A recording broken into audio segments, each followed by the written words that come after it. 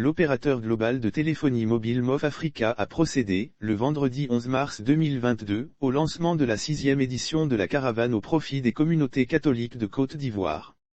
La caravane MOF Solidarité, initiée par cet opérateur mobile à la faveur du carême chrétien, vise à accompagner et soutenir cette communauté en cette période de pénitence et de partage.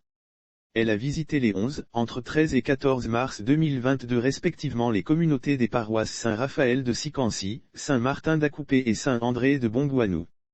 Des dons en vivres et non-vivres faits aux communautés catholiques à cette occasion, des dons en vivres composés de riz, de lait, de sucre, de pâtes alimentaires, d'huile, de la poudre de cacao, thé, et non-vivres que sont des téléphones de dernière génération, des polos, des t-shirts, des blocs-notes, une box Wi-Fi, ont été faits aux différentes communautés des mains de Yves Fouet et Madame Jocelyne Dosso, responsables de l'expérience client grand public.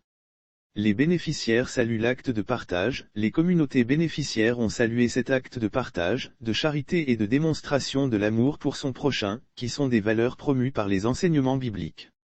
À travers cette action de proximité, de partage et de générosité, cet opérateur mobile entend exprimer son soutien et accompagner la communauté catholique de Côte d'Ivoire en général et en particulier les populations démunies, pendant ce temps de carême, temps de partage et de charité et de piété.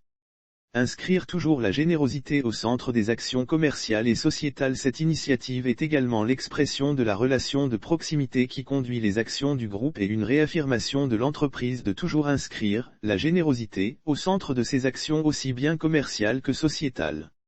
Lire aussi Côte d'Ivoire, un opérateur mobile célèbre ses meilleurs abonnés 2021. La caravane de solidarité poursuit son pèlerinage de dons.